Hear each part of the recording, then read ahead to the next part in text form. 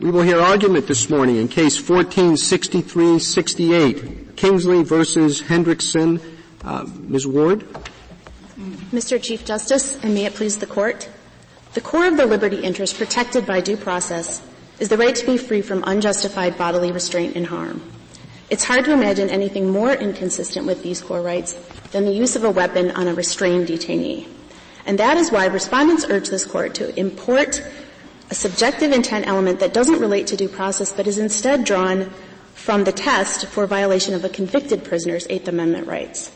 Respondents candidly admit that they favor this test because it better insulates guards from liability, but that is no reason to ignore meaningful constitutional distinctions between those who have been convicted and those who have not. Well, why isn't the safety of the detainee, why isn't that just a facet of the use of excessive force? I think that's how the district court treated it.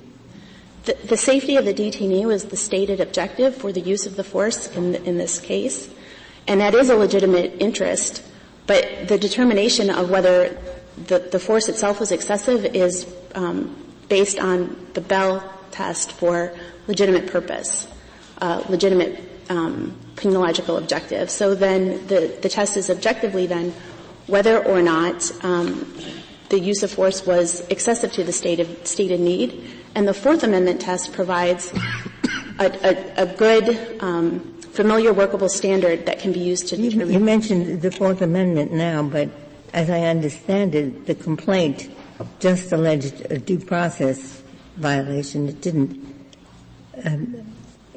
refer to the Fourth Amendment. That's correct, Your Honor. And the 14th Amendment substantive due process test, as articulated in Bell, does provide the clearest application by the Court of the rights of detainees in the prison context. And the Court has stated that Bell does apply to the excessive force claims of pretrial detainees, and it makes perfect sense because, like a prison policy that goes too far, it's easy to see how a use of force can be administered as punishment. So suppose you have a detainee being held in a prison population, and is your point that the prisoners can be punished, but the detainee cannot be? That's correct. Under the now suppose the prisoners are misbehaving, they're unruly, they're yelling and throwing things at the guards, and the guards say, all right, locked down for 24 hours, you can't go to the mess hall. Now the detainee raises his hand and says, oh, excuse me, I'm a detainee, I have a different standard? Is that what has to happen here? Yes. But the problem with the hypothetical is that that's a legitimate penological objective. So under either test, neither the prisoner that was my next question. So there can be punishment for simply not in order to maintain discipline within the prison population. You can be deprived of your exercise or your right to go to the mess halls. So you can, quote, punish for that purpose, even if it's a pretrial detainee. If it's a pretrial detainee, you can discipline for to enforce legitimate objectives. If it's a convicted prisoner, even harsh convicted You use the word discipline. I use the word punish. Are they the same? They're not the same. Punishment is the end result of application of the Bell test. Discipline is what happens to you if you've failed to follow the rules. And it doesn't matter if the punisher, so to speak, is simply an individual guard at the prison versus the state, which has run a prison that it knows has these cruel guards. It doesn't matter. The tortification of the due process clause, right?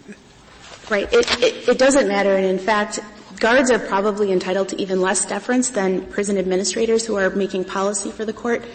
In footnote 38 of Bell, the court acknowledged that or suggested that individual instances of abusive practices might be the guards might be given less deference. It's a substantive due process you're arguing, right? Not procedural due process. Yes. And it's not the Eighth Amendment. You're not relying on the Eighth Amendment. That's right, other than to distinguish what you can do with a convicted prisoner versus a detainee. I just have to tell you, I find it very difficult to understand how there would be a different standard if the same facts occurred, but it was an inmate who was serving a sentence. What is the rationale for why they should be different? The rationale for why they should be different is it's a after the fact analysis. And the Constitution requires that detainees not be punished. And I'm sorry, why does anybody... But you said that they could be disciplined. No, that's... I think the difference... what am I going to read to find a difference between discipline and punishment? I think the difference is punishment is the result of applying the Bell rationally related test. If use of force is not rationally related to a legitimate objective, we can define that as punishment. If the act complained of fails the Bell test, objectively, we can call that punishment. I'm having a problem with trying to understand why we're talking about a difference between any of the amendments, the 4th, the 14th, or the 8th. The cruel and unusual punishment, I thought, was generally applicable to the sentence a prisoner receives. That's very different than to the application of force separate from the sentence. We're talking about whether and under what circumstances a prison guard or a prison is liable for using unnecessary force on another person.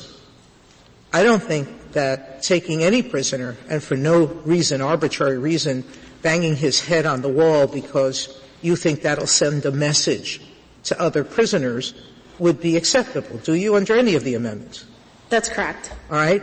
So I just don't quite understand the difference. I think the issue is one how you instruct the jury.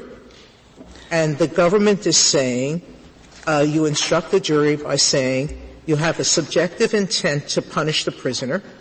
You just want to beat him up. Or you're inflicting harm that's not necessary or reasonable for a legitimate penological reason, correct? That's correct. That's correct. Do you have a different standard than the government? We do, Your Honor. All right. Then yours is broader.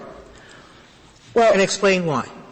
Why is the government standard not good enough? I'm sorry, I misspoke. We agree with the government as to what the appropriate standard is, but we disagree with the government as to how the standard was improperly applied in the jury instructions in this case. That I understand. I'm just talking about the standard now. We are in agreement with the Solicitor General on the standard. What if I don't agree with the Solicitor? Is there anybody here to argue for a different standard? No? We just have to pick between two people who argue for the same standard, right? I believe the respondents have a different standard in mind, okay. Your Honor. Is it possible, I hadn't thought about it too much, that you would have different priorities in training depending on whether you're dealing with people who've already been convicted of crimes and people who are being detained? Like perhaps people who've been convicted tend to engage in particular activity more than people who are just awaiting trial? I think that detainees can be as dangerous as prisoners, but as to your point about training standards, currently, as the Amici former corrections officers point out, they are trained to an objective standard. And it's difficult to even comprehend how you would train officers in view of a particular subjective maliciousness element. Do you explain to them how they can use force as long as they're not malicious, as long as they never admit to? Of course, you're not going to say you can't act with malice, but it would seem to me if the standards are broader with respect to people who have been convicted, you might tell the officers, look, you have more flexibility with respect to people who are already subject to a conviction. You have to be, phrase it the other way, you have to be more careful with respect to people who are simply being detained. But it's very complicated in a case like this because the respondents make a very persuasive case that the convicts are actually less of a threat often than the pretrial detainees. You're going to go to jail if you've got 10 days on a DUI or something like that. But the people who are detained pre-conviction may be multiple murderers. That's certainly true. They certainly may be dangerous folks who are deserving of, in the prison context, if they're dangerous and discipline needs to be imposed, that's a possibility. The question is, how do we evaluate their excessive force claims after the fact? I still go back to my question. Why is there a difference at all? What you seem to be suggesting is that gratuitous violence, unnecessary violence, can be directed to pretrial and post-trial detainees. Isn't your objection that unreasonable, unnecessary force is not permissible? Why are we giving a license to prison guards to use unreasonable or unnecessary force? We are against anybody. I think I understand your question, Justice Sotomayor. Convicted prisoners actually can be punished. That is one of the legitimate objectives with respect to convicted prisoners. But they can't be punished corporally. They can be denied good credit, good time credit. Do you think we could put them, you can knock them against the wall as punishment? No, not in terms of discipline. It may be that some immediate need justifies that action. But are you suggesting that as punishment they could do it for unnecessary force? Unnecessary, not punishment, or even punishment. They looked, they said a bad word to the prison officer. The egregious use of force will fail both tests. Well, that's what I wanted to ask about. As a practical matter, in evaluating excessive use of force claims, how much difference does it make whether there's a purely objective standard or a subjective standard? It will be the rare case, I would imagine, where there's direct evidence of the officer's subjective intent. So the subjective intent is going to be inferred from objective factors. So give me an example of an excessive use of force claim that would involve a use of force that's objectively unreasonable, but there is not the subjective intent to harm. Mr. Kingsley's case might be just such an example. It was unreasonable for him to be tased, and under our jury instructions, the jury could have found that use of force was unreasonable, but yet the subjective element that was injected to our jury instructions could have made it could have resulted in the finding for the verdict for the respondents. Well, in a case where there's where the jury thinks that there was force that was objectively unreasonable, and in particular, if it's a 1983 claim or a Bivens claim where the officer has qualified immunity, it doesn't seem to me that there are going to be very many cases where the difference between these two standards will result in a different outcome. Am I wrong? I think you are wrong. I think that juries give a lot of deference to officers, and if they're allowed to inject their subjective good faith as part of a response to the elements for proving the case by the prisoner, would result in a lot more findings and verdicts in favor of guards, even in instances where objectively unreasonable, unjustified force is used. And you could use excessive force, unreasonably excessive force, and be acting in good faith. Well, there's the issue of the issue of qualified immunity with respect to the mistake of law. They could believe that the law actually allows for them to engage in whatever use of force that they're using, but we're asking what the standard ought to be. We don't talk about qualified immunity until we know, until the officer knows the standard. Yes. And as at this point, I do not know why the standard should be different for convicts as opposed to pretrial detainees, other than for purposes of rehabilitation, and even that has to be reasonable. You want us to say that under these facts, the result might be different, depending on if it's a pretrial detainee or an inmate, and that's just very difficult for me to understand why that should be. It's using the objective test for a pretrial detainee is faithful to the Constitution. It's faithful to due process. Due process talks about deprivations of life, liberty, or property deprivations are acts. The Eighth Amendment, which governs the use of force with respect to convicted prisoners, talks about cruel and unusual punishment. There's a inherently subjective element to cruel and unusual punishment. But Ms. Ward, you've said a few times that we're supposed to be looking to see whether something counts as punishment. And in the Eighth Amendment context, we've suggested that term punishment does indeed have a subjective component, that it requires some kind of intent to chastise or to deter. I'm a little bit with Justice Kennedy that I'm not quite sure what the word punishment is doing in this context. But if we're looking for punishment, we have indicated that punishment is a subjective concept. Yes, in the Eighth Amendment context, because the word punishment appears in the Eighth Amendment. But as it's used in Bell, it's referring to acts. It's referring to evaluation of prison policies or uses of force that go too far. Yeah, but you brought punishment into this discussion. We didn't. Justice Kagan didn't. Your brief is full of references to punishment. You say it's punishment that's bad. You want to abandon all of that? That's not the criterion? No, that is the criteria. I don't understand it either. It seems to me that there are some circumstances where a guard is trying to punish someone. But there are many circumstances where a guard has something totally else in mind. He's trying to keep order in the prison. A policeman might try to stop a fleeing felon. That has nothing to do with punishment. And so what might guard normally the provision that governs the policeman is the Fourth Amendment.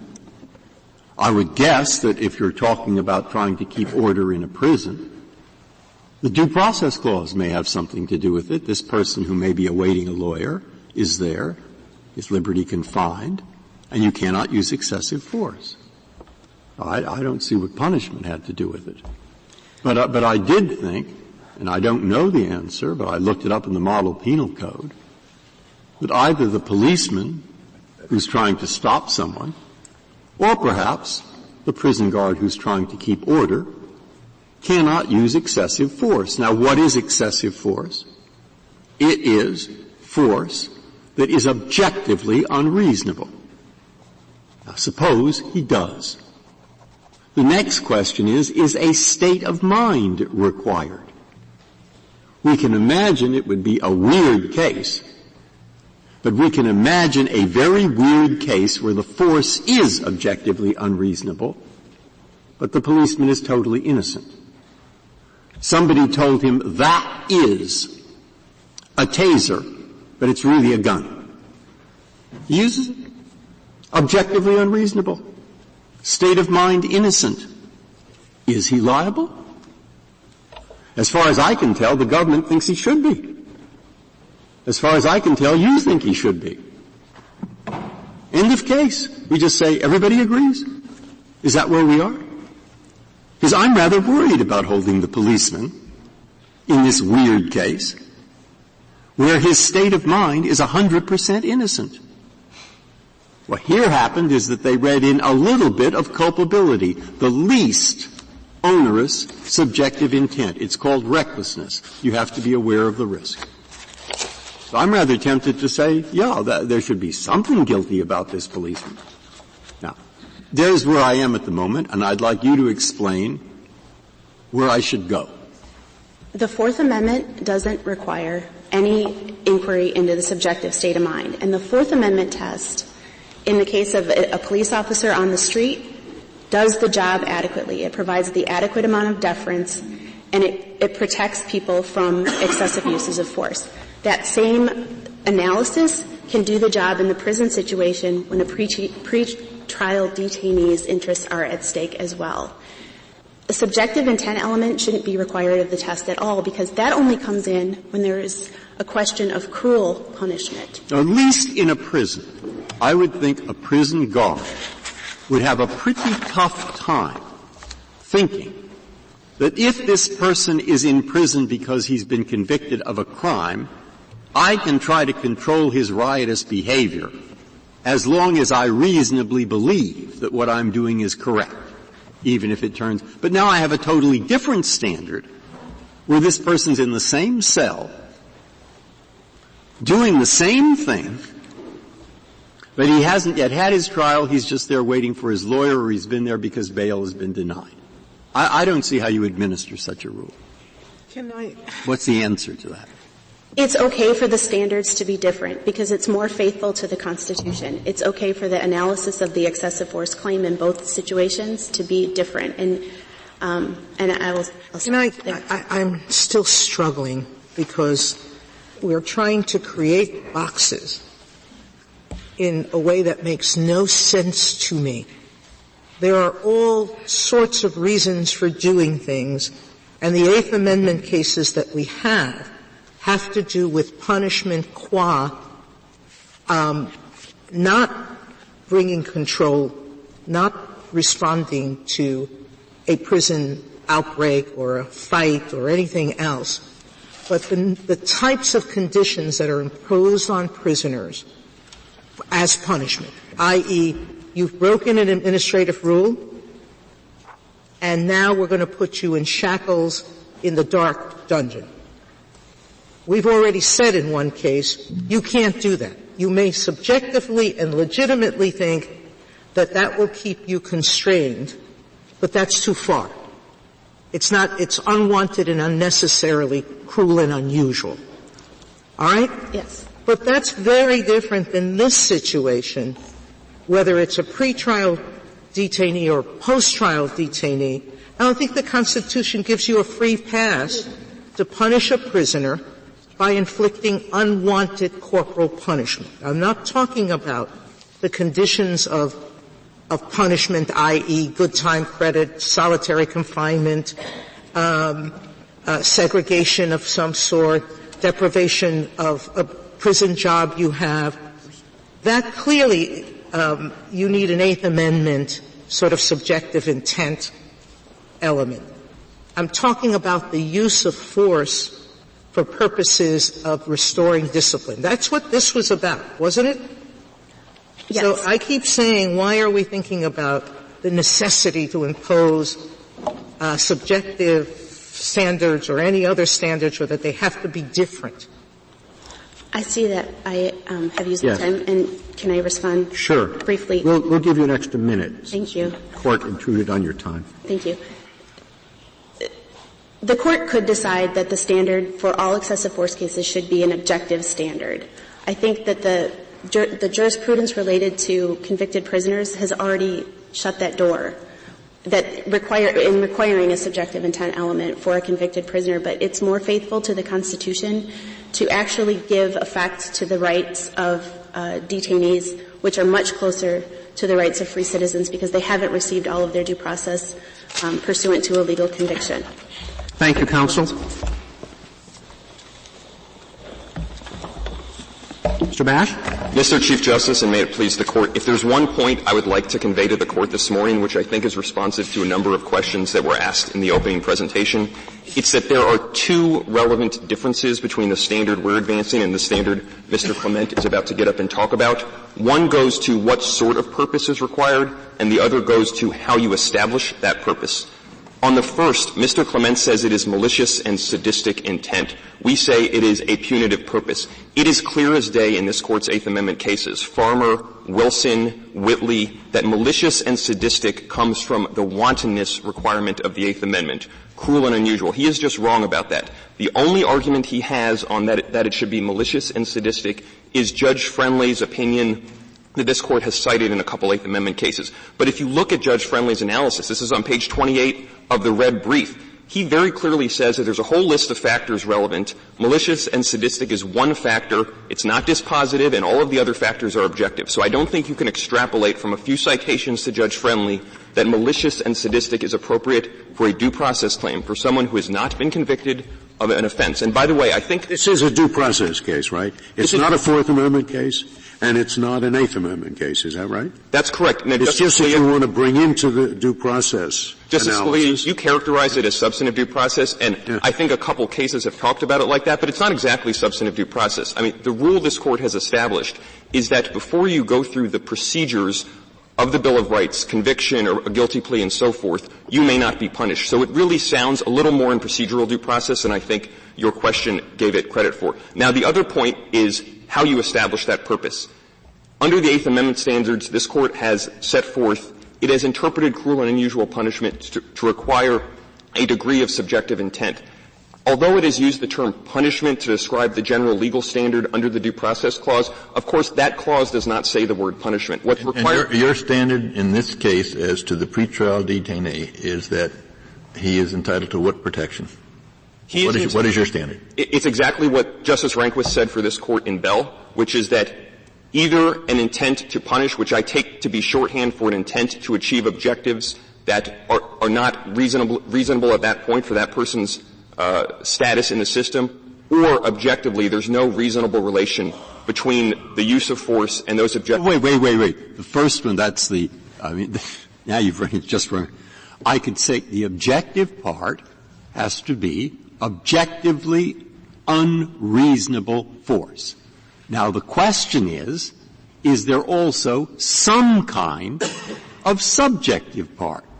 And at this moment, it seems to me, on the one hand you say yes, and on the other hand, no. No, I'm saying no on both hands. No, in other words, even though this man, the defendant, is completely innocent, it wasn't his fault in the slightest, he wasn't even negligent, the guard is nonetheless liable. I can't find anywhere, not even in Fourth Amendment cases, could I find a case where that actually occurred. Because, Justice Breyer, that's not what we're saying. Right. I think the premise of the question conflates two different types of intent, and this is exactly what the Court of Appeals did below. There's the intent to actually do the act. So if he had accidentally tasered him. Obviously, or if you have the intent to do the act, that obviously isn't. That was the premise of your question about no, you think of it isn't. Well, the taser gun question, it is. Can I ask my question? Yes. It is objectively unreasonable, but it is an odd case where the policeman or warden or whoever is totally reasonable in thinking the contrary. And that focuses you on the question of whether there is some kind of either purposeful, knowledgeable, or reckless, that being the weakest, requirement in respect to the use of objectively unreasonable force. Not the act, but knowing that it is objectively or reckless in respect to. You say? Well, let me describe how. I want to know what your view is on that. My view is this. One, it has to be an intentional act. That's the lesson. Oh, well, that's. Do you mean just you mean voluntary?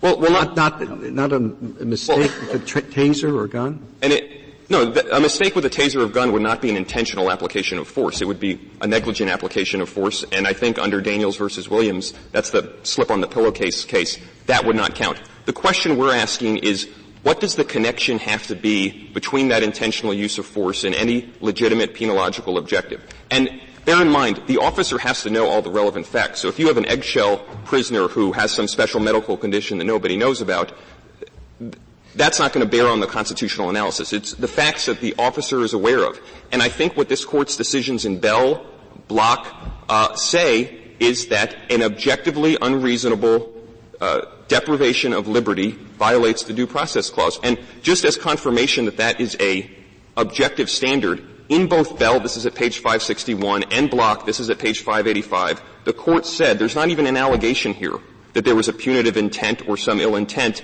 Therefore, we're going to analyze it under an objective test. And the opinion— Why is this different for inmates as opposed to detainees?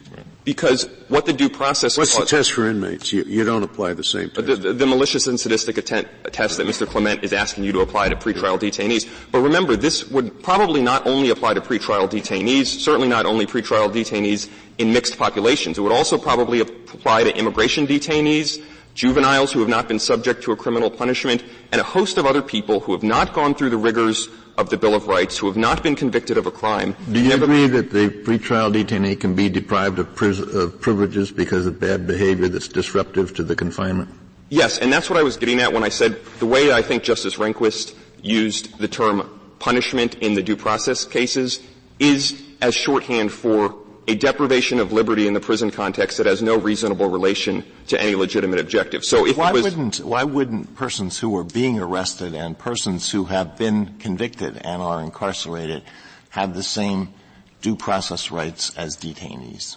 Because the Due Process Clause permits the punishment of people who are convicted. And as this Court has interpreted that in the context of convicted prisoners, it's that convicted prisoners may be subject to harsher conditions than pretrial detainees. So it's okay to use excessive force in the case of a prisoner, somebody who's been convicted? I mean, the question here is, was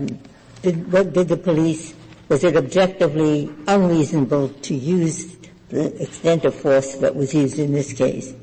So are you saying that in the case of a convicted prisoner, then it would be okay to use excessive force? Well, it would probably almost always violate the Eighth Amendment if there was an actual intent to punish and the punishment was carried out by the use of force. But I think often what we're talking about is these cases on the margin, where the officer maybe had mixed motives or whatever. And the idea behind the Eighth Amendment jurisprudence is that we're going to amp the standard up when you're talking about someone who is subject to the penological force of the state. Could you give us an example of what a guard could do to an inmate and a guard could not do to a pretrial detainee other than for rehabilitation purposes? I don't think the use of force as discipline is ever appropriate, but in a max prison where we only have felony convicts, I think at the margins officers are going to be able to use slightly more force than they can with pretrial detainees, who are people who are held, as this Court said in Salerno, in regulatory detention. Well, I think it's pretty unusual, isn't it, to have a pretrial detainee in a maximum security prison? No, I was just trying to identify for Justice Kennedy how the standard at the margins might be different. So when you're talking about— You come up with a hypothetical I think is quite unrealistic, so I'm not sure it's responsive. I didn't mean to come up with a hypothetical. I'm even not sure why that's right. You get the Constitution permits you to get a free kick-in?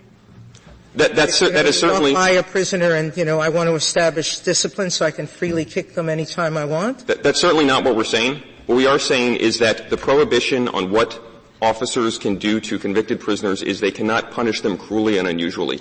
And it makes sense that this Court has upped the subjective intent standard with respect to convicted prisoners because it reflects that the constitutional prohibition is only cruel and unusual punishment.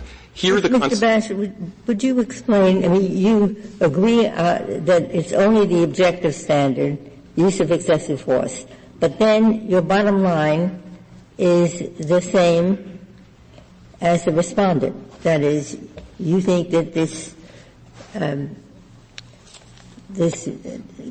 verdict should hold, and there should not be any new trial. Can you explain how your bottom line is the same as respondent, but the standard is the same as petitioner? I would take the Court to page 277 to 278 of the Joint Appendix, which lists the pertinent jury instructions. And the jury was instructed to find 4 elements. 3 of them no one is contesting at this stage. The third one is the key element. This is on page 278. And it said defendants knew that using force presented a risk of harm to plaintiff, but they recklessly disregarded plaintiff's safety. If it full stop there, I would agree you'd naturally infer that, at least on this review, as importing a subjective element.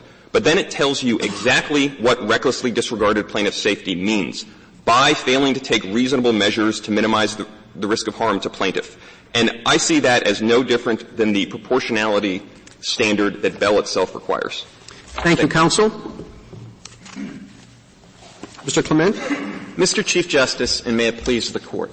This Court should adopt the subjective test fashioned by Judge Friendly in Johnson against Glick in addressing a due process claim for excessive force by a pretrial detainee. This Court has already adopted that standard in the Eighth Amendment context for convicted prisoners, and both doctrinal and practical reasons strongly suggest that it should apply the same test in the due process context in which that test originated. And the contrary propositions are simply not compatible with this Court's precedents. In Johnson and Glick, the bottom line was that there was liability. Isn't that so? No, Justice Ginsburg. The bottom line was a remand so that there could be a factual determination based on the four-factor test that Judge Friendly articulated. So in the lower courts, they dismissed the claim. Judge Friendly recognized that the Due Process Clause does provide protection, and then he articulated that four-factor test, one important part of which is a subjective factor that I think sensibly tries to distinguish those situations where an officer is trying to use force in a good faith effort to maintain order and discipline, and contrast that with a situation where the force is being used sadistically or maliciously for the very purpose of inflicting pain. But if we look at this case, the conduct was deliberate. Using the taser was deliberate. The effect known to the officer was that it would cause pain. So what subjective element other than I'm deliberately using force, I know it will cause pain. What beyond that?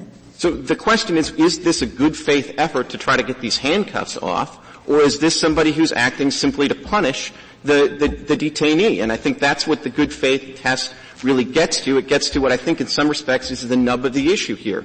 Let's put the nub of the issue here. Let me give you the fact. Let's use this actual situation. The defendant says, I wasn't resisting. I wasn't spreading my arms apart. I was just laying there, and they came and tased me. All right? The officers say instead he was pulling his arms and resisting it so we couldn't get the handcuffs open. So assuming a jury credits the petition, what would that do how would that be evaluated under your test?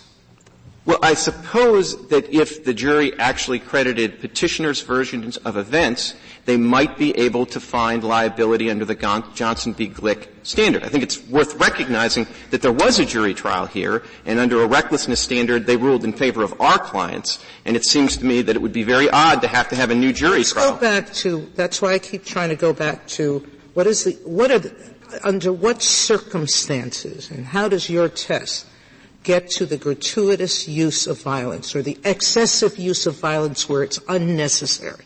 Well, I think it gets to it in a way that provides a degree of deference to the difficult decisions that the guard has to make, which is it recognizes that unlike the arrest context and other situations, prison environment's different. There are going to be lots of situations where guards are going to use force. But that instruction is going to be given anyway. What's that? Under the Bell versus Wolfish case, that presumption was given anyhow. Well, but I think there are real differences between the instruction. And if you look at the clearest way to illustrate this is if you look at Joint Appendix page 78 and you look at the instruction that was offered by the petitioners below, it flat out says you can't take into account the good faith intent of the officer. It's irrelevant. Now, I think that's perfectly appropriate in a Fourth Amendment instruction where there's objective reasonableness, and this Court said a bunch of times that the subjective intent of the officer doesn't matter.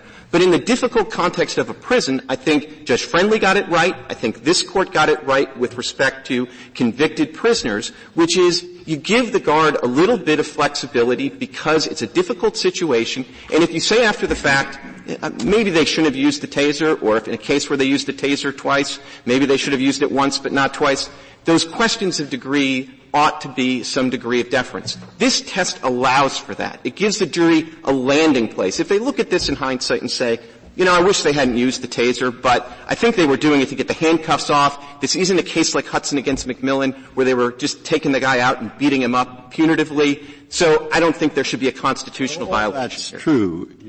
What you say is equally true where you're running a jail, isn't it?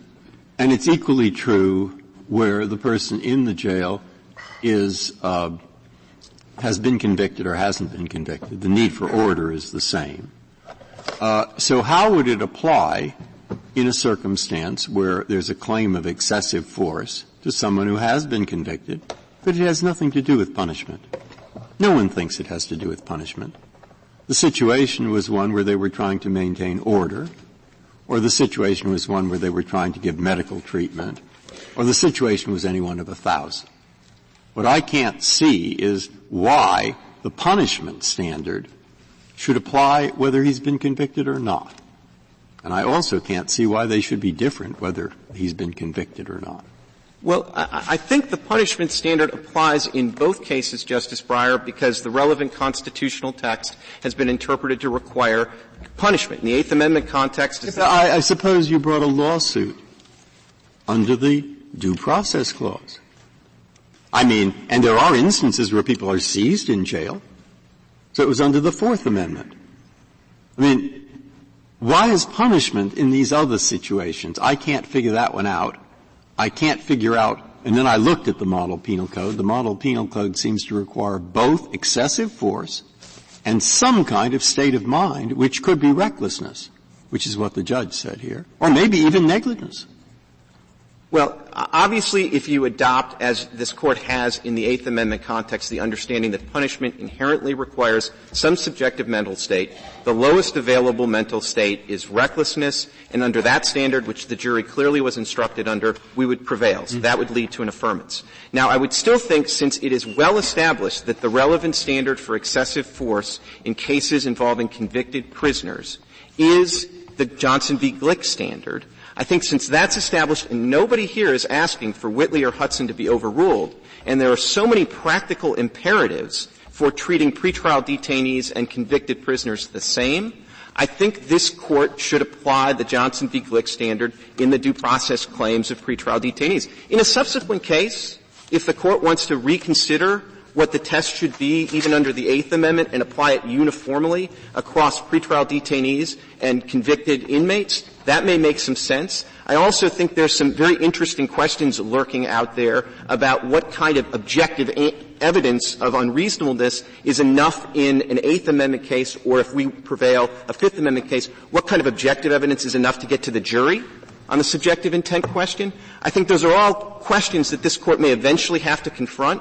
But I think the first step in a case where nobody wants to overrule Hudson and Whitley is to suggest that since the imperatives that the officers face with respect to pretrial detainees and convicted inmates are essentially identical. Why is that? Why don't you tell us why that's so? Well, I'll tell you why that's so, and it's so in these, particularly in a local jail like Monroe County, Wisconsin, where you have these individuals, they're housed side by side. As the Chief Justice has alluded to, in this kind of jail, the only way you can serve there a sentence as a convicted individual is if you've been convicted for a relatively minor offense.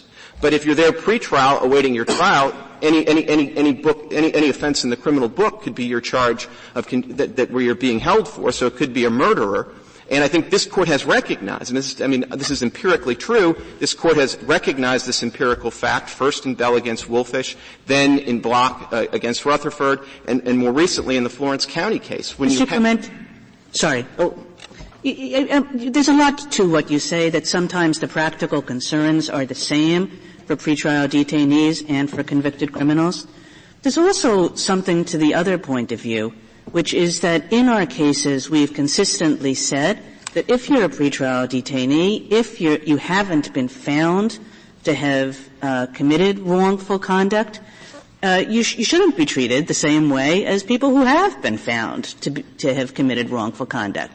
That for the convicted criminals, there's kind of we're allowed to punish them because they've done something wrong. And we haven't found that yet for the pretrial detainees.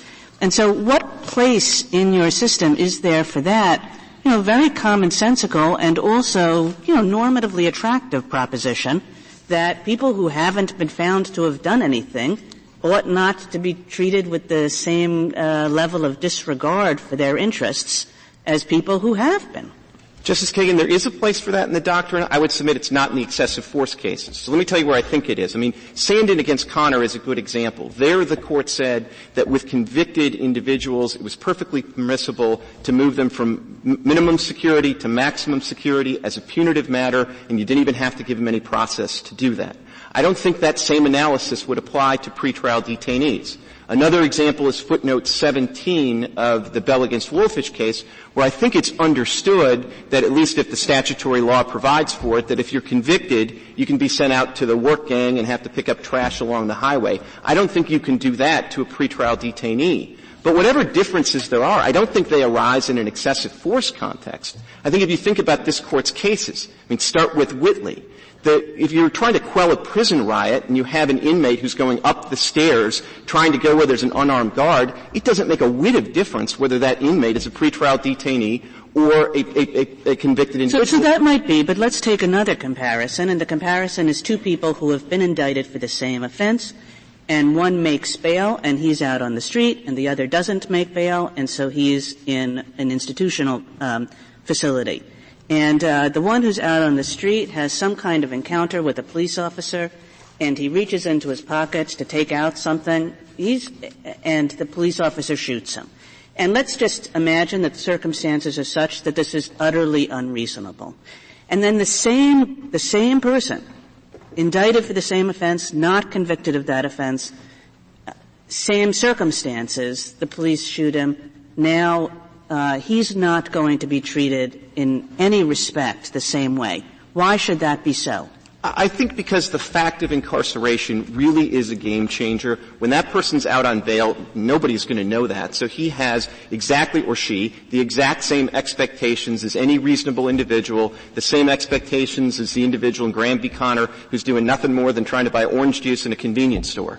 There are rules that apply to that, and they should be sufficient, and they should be objective, and that's the Fourth Amendment standard. When you're in the incarceration context, things are different. The margin for error for the guards is quite different. The need to protect the other inmates from a potentially violent person doesn't have the same kind of direct analog when something's unfolding in the street. Sometimes it can, but the quarters, I think, are going to be different in the main, in the incarceration context. And so I think it makes sense to apply a standard that's slightly more forgiving of the prison guards than of the police officers. I still find it very hard to understand how use of force can be excessive without being at least reckless. It's confusing. But excessive use of force, but yet, what does the reckless add to it? If it's an excessive use of force, isn't that at least reckless by definition? I think often it will be. We're not here to defend the recklessness instruction as the Platonic sort of form. We actually think that applying Judge Friendly's instruction from Johnson against Glick is the right way to go, which we think provides a little more separation between the two. I don't think, though, I mean, we can obviously come up with hypothetical situations where there are going to be different applications. I think the principal difference here is this instruction, both in the Eighth Amendment context and in the due process context in Johnson v. Glick, I think it gives the jury a practical landing place when they think, with the benefit of hindsight, I wish the corrections officer hadn't done that. But I don't think it was completely outside of the bounds of what was reasonable. I certainly don't think it's so purposeless and so arbitrary that it gives rise to an inference that it had a punitive motive. That gives the jury kind of a reasonable landing place. And I think this case is actually a pretty good illustration of this. I think if you look at this and you ask yourself, was it reasonable to use the taser? That's a debatable question. Was it really punitive? Was it unrelated to an interest in trying to get the handcuffs off? Of course not.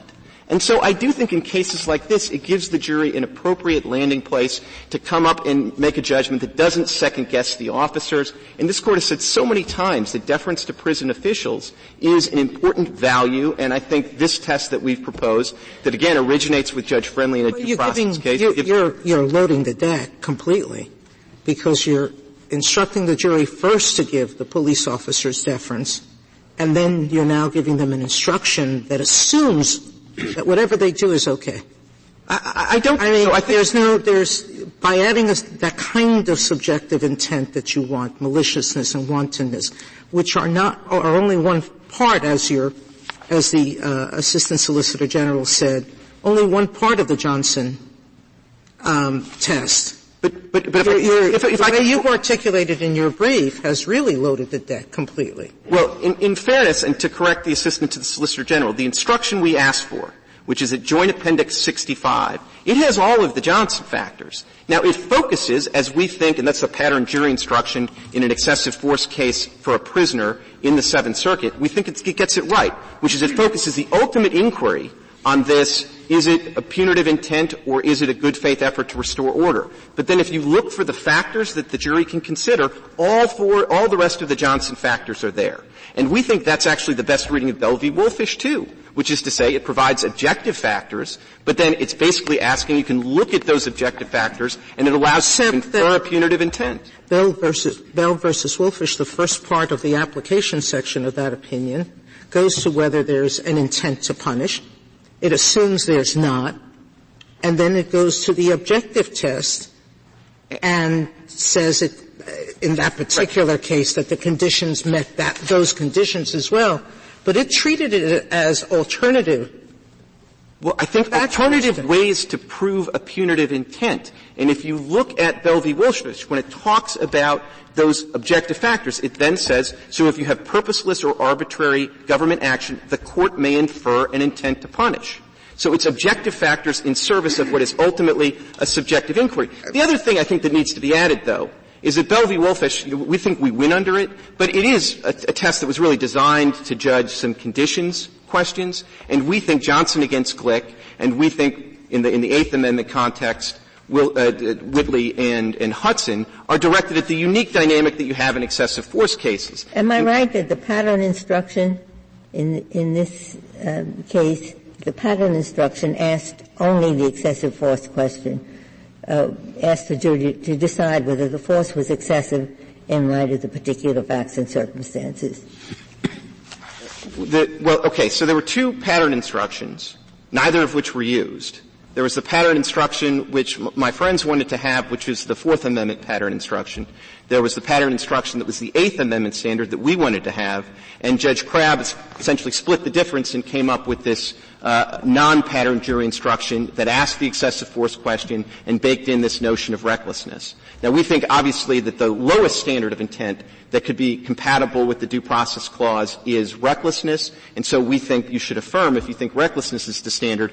But in fairness, we think the most coherent way to approach this issue is to apply a single unitary standard to pretrial detainees and post-convicted inmates when you're talking about these kind of excessive force claims. Mr. Clement, why not look at it this way? I mean, you said, and it's really the basis of your argument, that being in an institutional setting is the game changer. And it's no doubt it's important. But there's another potential game changer as well, and that is this question of, have you actually been convicted? Has the legal system found that you're a person who is a wrongdoer? So if we say that both of these things are important, why shouldn't we adopt a set of principles that say we're looking for objectively reasonable conduct, but in looking for that, of course, we take into account the prison circumstances. Of course, we take into account the context in making that evaluation so that the person on the street does not necessarily come up with the same result as the person in prison because the contexts are different. But still, the test, the basic test is the same because they're both people who have not been found to have done anything wrong. Well, a couple of responses, Justice Kagan. I mean, obviously you could try to take the Fourth Amendment test and you could try to adjust it for the prison conditions.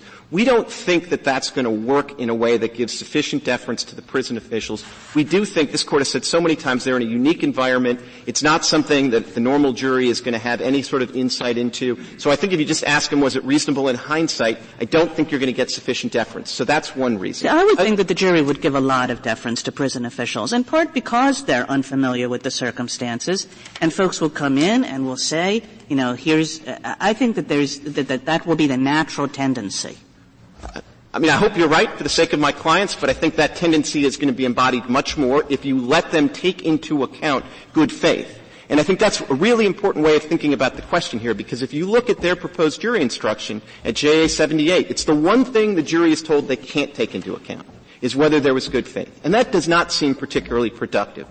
Another point you made was that, there is this difference that these individuals have not been convicted. And I do think that's important, and I've talked about a couple of instances where I think that makes an outcome determinative difference. But you also have to take into account that the Bell decision itself said the presumption of innocence has nothing really to do with this, and I think that was a reflection of the reality that when an institution is trying to deal with pretrial detainees and inmates, it's not dealing with different entities.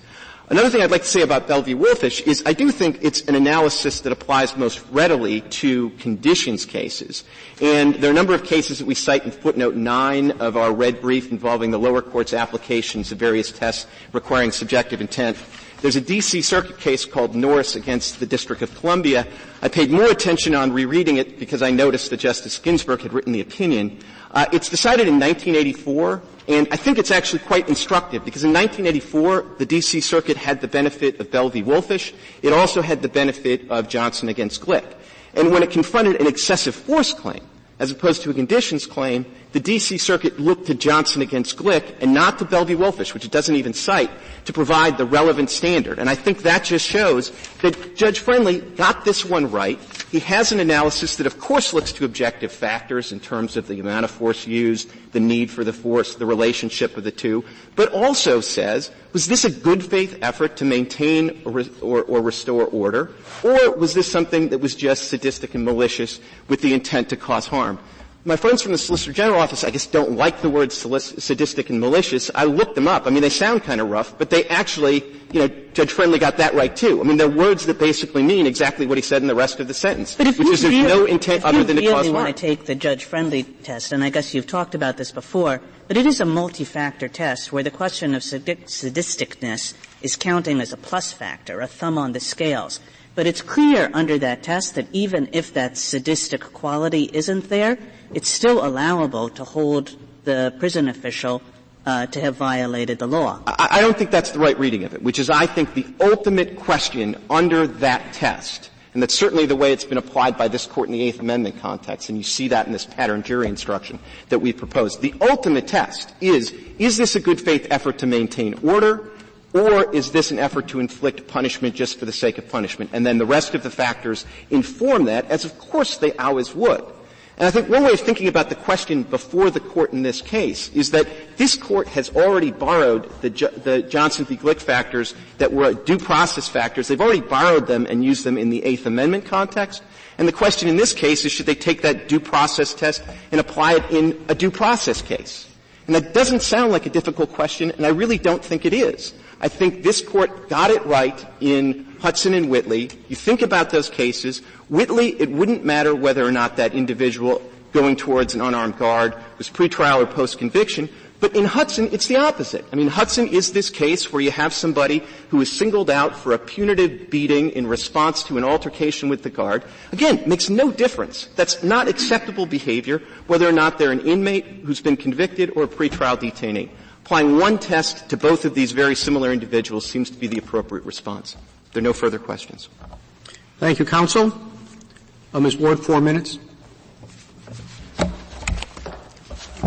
Thank you. Justice Kagan got it exactly right. The institutional setting is not the game changer. The game changer is the fact of lawful conviction pursuant to due process. That's the dividing line between the right test and the wrong test. Justice Ginsburg also was looking at recklessness in our jury instructions, and you got it right also. Reckless disregard of someone's rights has no place in a jury instruction that should be objective.